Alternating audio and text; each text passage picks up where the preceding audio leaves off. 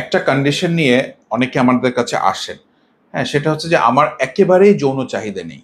যেমন আজকে একটা পেশেন্ট এসেছিলেন, উনি ফিজিক্যালি খুবই ফিট, বয়স হবে 27-28 বছর। উনি আমাকে বলছেন যে আমার পার্টনারের কাছে গেলে কোনো রকম কোনো আকর্ষণ হয় না, আগে হতো এখন হয় না। তো এই ক্ষেত্রে কিন্তু একটু গভীরভাবে আমাদেরকে চিন্তা করতে হবে, একটু ডিটেইলে যেতে হবে। হ্যাঁ, দেখা যাচ্ছে যে আমাদের যে সেক্স হরমোনগুলো আছে এগুলোর বেশিরভাগই কিন্তু আসে হচ্ছে ব্রেইন থেকে, স্পেশালি অ্যান্টিরিও পিটুইটারি থেকে।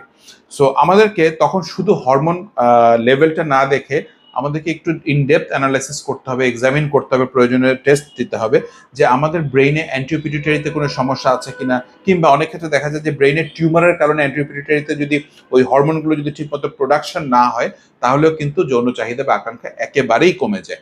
এটা গেল 1 নাম্বার। আর 2 নাম্বার হচ্ছে যে আরেকটা টার্ম আছে, এটা নিয়ে আমি আগেও বলেছি, যে অ্যাসেক্সুয়ালিটি। অ্যাসেক্সুয়ালিটি আসলে সবসময় কোনো হরমোন বা অ্যান্টিরিও পিটুইটারি এগুলির সাথে ডিপেন্ড করে না।